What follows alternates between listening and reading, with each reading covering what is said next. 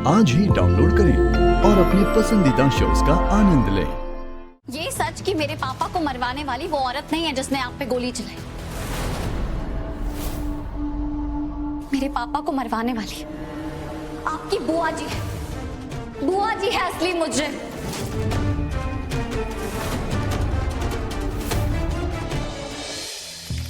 हाँ, ध्रुव, यही वो इंसान जिसने तुम्हारे पापा की जान ली थी।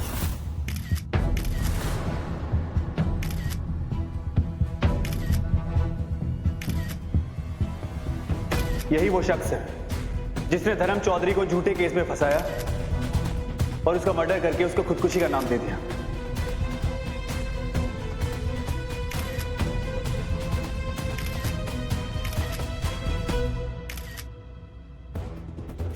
बताइए, क्यों किया आपने धर्म जी का खून?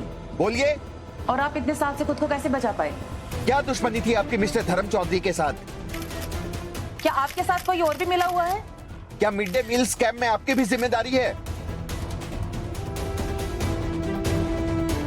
बताइए, जवाब दीजिए। बताइए, आपने उनकी जान क्यों ली? जनता जवाब चाहती है। बताइए, आपने जान क्यों ली उनकी? क्या चाहते थे? बताइए, जवाब दीजिए। एक मिनट।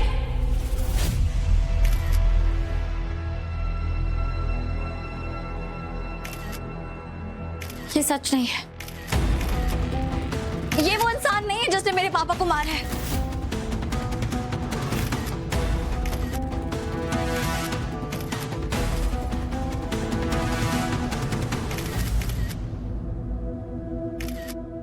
ये तुम क्या कह रही हो रीत? इसने मुझ पे हमला किया है और सबने देखा इसने मुझ पे गोली चलाने की कोशिश की। और हमारा यही तो प्लान था ना, अपराधी मुझे चोट पहुंचाने आएगा तो हम उसे पकड़ लेंगे। और अब हमारा प्लान सक्सेसफुल हो गया तो तुम कह रही हो ये अपराधी नहीं है। हाँ राघव, आप बिल्कुल सही कह रहे हैं। और ऐसा भी तो हो सकता है ना कि इन्हें किसी ने यहाँ भेजा हो, जैसे मेरे पापा को मारने वाला कोई और था और मरवाने वाला कोई और।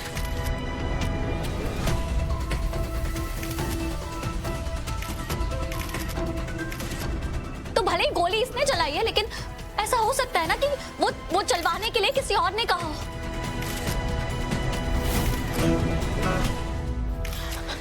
किसने भेजा है तुम्हें यहाँ पे? क्यों मारने आई थी तुम राघव को? बोलो।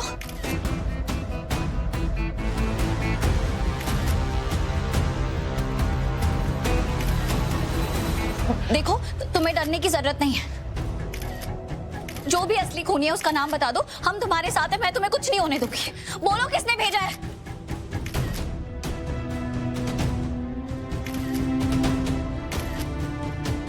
भैया, आप देख रहे रीत भाभी क्या बोली जा रही है। जिन्होंने आप पे गोली चलाई है वो उनकी तरस खा रही है।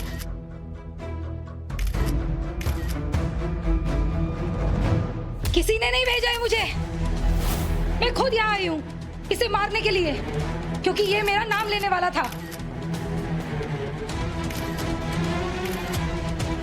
जी हाँ, मैं उसी स्कूल के एडमिन डिपार्टमेंट में काम करती थी जिस स्कूल में धर्म जी हेडमास्टर थे। सालों तक मिड डे मील में मिलने वाले पैसों में मैं हेरा फेरी किया करती थी, लेकिन एक दिन धर्म जी ने मुझे पकड़ लिया और उन्होंने मुझे धमकी दी कि वो मुझे पुलिस में दे देंगे। मैं बहुत डर गई थी और इसीलिए मैंने चालाकी में मिड डे मील के स्कैम में उन्हीं को फंसवा दिया और उन्हें जेल भिजवा दिया। और जेल में भी उन्हें मारने वाली मैं ही थी।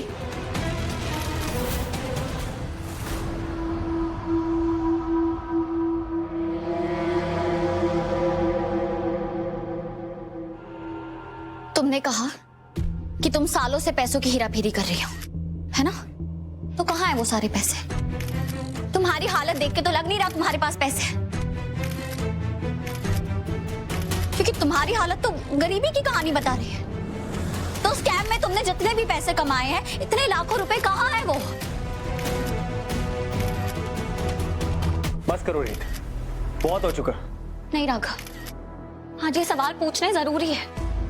मैं इतने सालों से इस केस की छानबीन कर रही हूँ, पर मैंने तुम्हारा कभी नाम भी नहीं सुना, ना तुम्हें कभी देखा, ना किसी के बारे में तुमसे बात की। आज अचानक से तुम बंदूक लेके सबके सामने आ गई।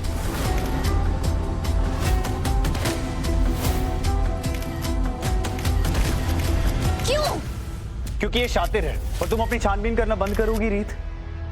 अगर ये इतनी चालाक होती है तो जब इतने लंबे टाइम से इसने अपना नाम सबके सामने नहीं आने दिया तो अचानक से ये सबके सामने बंदूक लेके कैसे आ गए?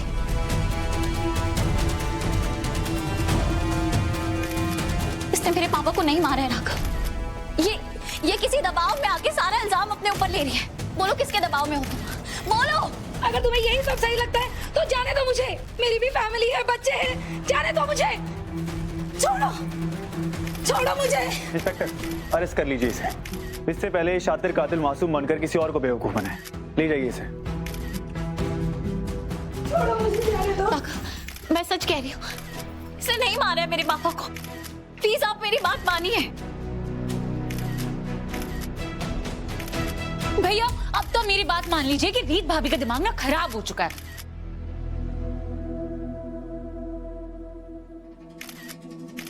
आप सब लोगों का यहाँ आने का बहुत बहुत शुक्रिया। अब आप लोग जा सकते हैं।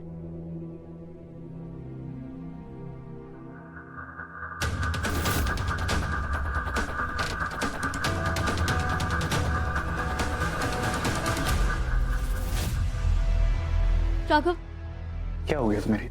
मैंने अपनी जान दांव पे लगा दी तुम्हारे पापा के गुनहगार को ढूंढने के लिए, और तुम खुश होने की बजाय कि तुम्हारे पापा का गुनहगार पकड़ा गया तुम उल्टा पुलिस के दिमाग में शक डाल रही हो। राघव, रीत, इतनी मुश्किल से धुन छटी है, तुम वापस क्यों अंधेरे में जाना चाहती हो? तुम उस औरत को क्यों बचाना चाहती हो जिसने तुम्हारे पापा की जान ली?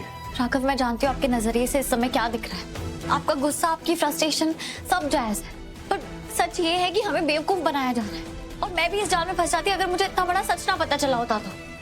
राघव, बेटा, अब जो कुछ रीत ने किया है उसके बाद तुम दोनों अकेले में कोई बात नहीं कर सकते। जो कुछ कहना सुनना है सबके सामने करो। आज जो कुछ प्रेस कॉन्फ्रेंस में हुआ वो कल न्यूज में, अखबार में छपेगा, और पता है हेडलाइंस क्या होंगी? कि सूर्यवंशी परिवार एक दूसरे को सपोर्ट नहीं करता। परिवार क्या, पति पत्नी में भी मतभेद है, और ये हमारे बिजनेस के लिए बिल्कुल ठीक नहीं होगा। और कोई मेरे परिवार पर उंगलियां उठाए ये तो मैं देख ही नहीं सकती। बाबू जी, अपने परिवार की इतनी चिंता है आपको, और उन फैमिलीज का क्या जिन्हें आपने बर्बाद कर दिया? तब कहाँ गई थी आपकी ये सोच कि परिवार से बढ़ के और कुछ नहीं है? देख ले राघव, तेरी पत्नी फिर से मेरे पीछे पड़ गई है। राघव से क्यों पूछ रहे हैं? अब तो जानती है ना मैं किस बारे में बात कर रही हूँ। कम से कम अब तो अपने चेहरे से ये मुखौटा हटा दीजिए, मिसेस शारदा सूर्यवंशी। रीत, तुम्हारा दिमाग खराब हो गया क्या?